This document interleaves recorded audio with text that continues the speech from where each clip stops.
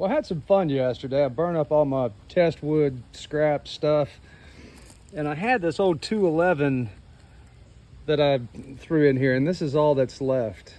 The cylinder is melted and gone. So is the flywheel. That's pretty impressive. I had a nice little fire yesterday. Enough about that. Let's go back inside. It's a soggy day around here today. So I spent some time cleaning up a 661 project that I had. Man, it'd probably take me about 30 minutes to disassemble and split the case for this 661. And then I probably had about an hour or so involved in cleaning everything up. I got a donor cylinder that I picked up off of eBay. All cleaned up nice. Had some light transfer on it. And where's that? Not that side, but this side. If you look there, that secondary, there was a little chip out of the plating. So I just went over it with a diamond burr and smoothed that out. The whitest looking stuff right there you see, that's just the aluminum behind the plating. So I did have a busted rear handle. Got crafty. This isn't a great permanent fix, but it's pretty good. I mean, you see some JB Weld here, but what's underneath that is some spark arrestor screen. I laid some strips of that over the broken area, heated them up to the point where they were red, pushed them into the plastic, and then peeled everything together. It actually bit really nice. So now there's some structural metal melted into both pieces of plastic. And as long as I don't crank on this thing with everything I got, it should stay together. I'll get another tank for this at some point in time. But this is going to be a fun little build. Let's see. Here's all my stuff. And we're going to try out one of Dave's from CCC Racing Wiseco pistons. So this is a single ring giddy up. Don't have my good calipers here at the house. That's child-proof little baggie I can't get into. There we go. And there's a pop-up, small pop-up on here. Single ring, force aluminum, nice and light.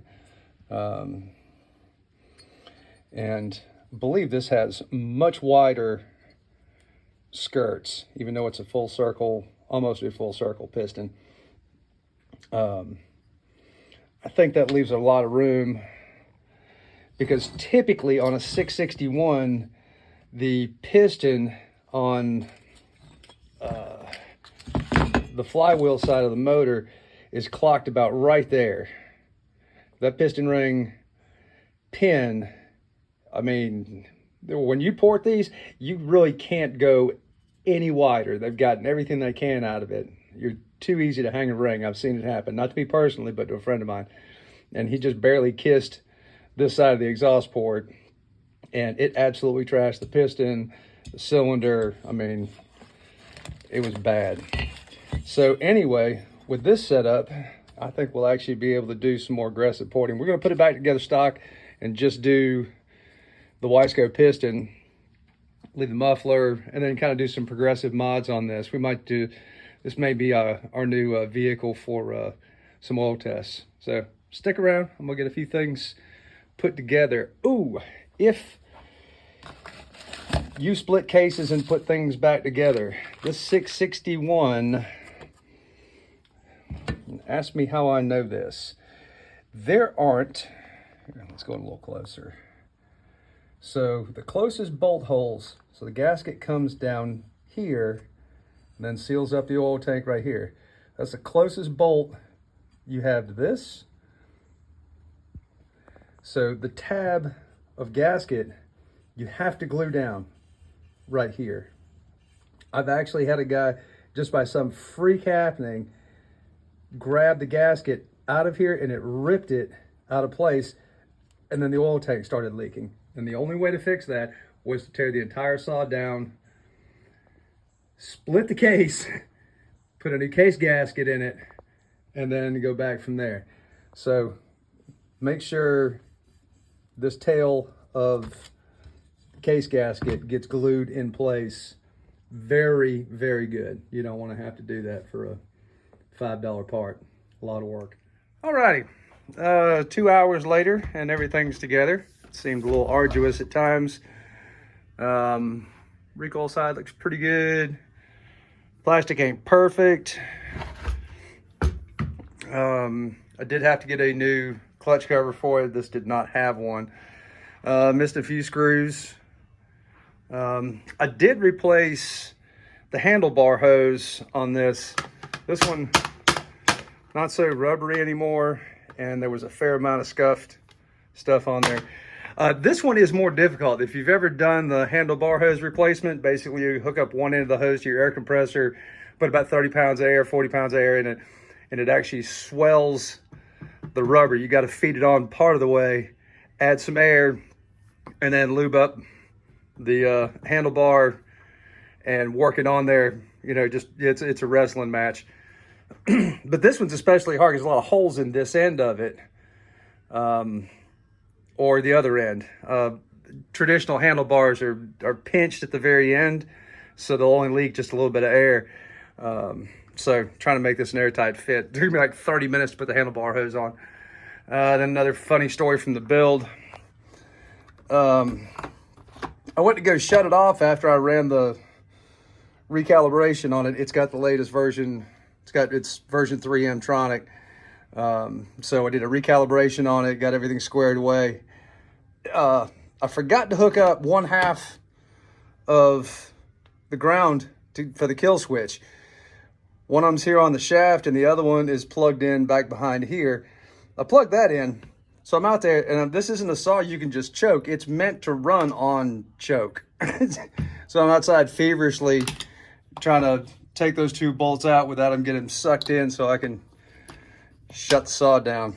Anyway, I'm going to take this thing out and try and run it. It has been super rainy here in the upstate of South Carolina for the last couple of days.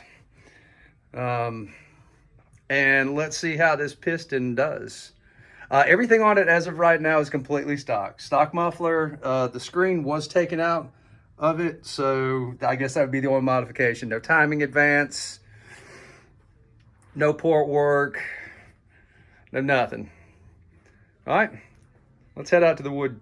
And just for current events, there's a going right. I won't say anything about that. Here's where I get my non-ethanol. These guys are really good about keeping nice clean gas on hand. I was in Maine last week and they were still at $3.99 to $4.19. I had a good week. That's why we were out of video for 2 weeks. Anyway, let me get to the wood lot after I gas up my truck. All right, so here's our first cuts. I've got my Schaefer 7000 mixed at 40-to-1. I'll run this first tank of gas out of it, and then we'll kind of pick up again with some of the oil tests. But I'm just gonna make a couple of cuts and call it good. I'll run the rest of the tank of gas out, and then we'll break it down later in the week and have a look. All right, let's sit.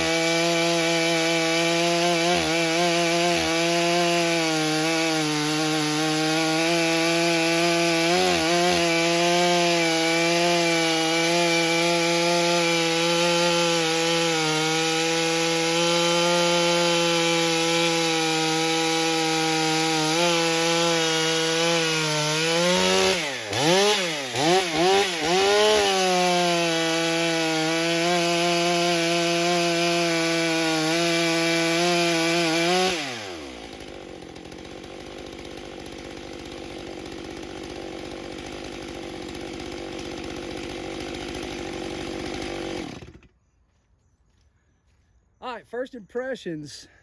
I believe that does pretty nicely. A little smoke coming off of it, you know, just having everything degreased, but you know, nothing gets dry. What I did notice was it was bogging up. Those chips out of this old poplar right here, the wood's soggy, man. So anyway, it cuts nice. I feel like that's an improvement over stock for sure, just by swapping a piston.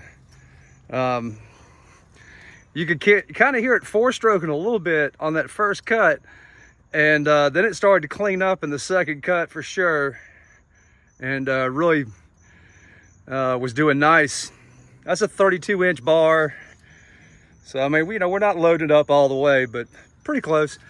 I can't wait to see this thing with a little bit of performance work on it. I think that piston's going to unlock a lot of power in this little saw.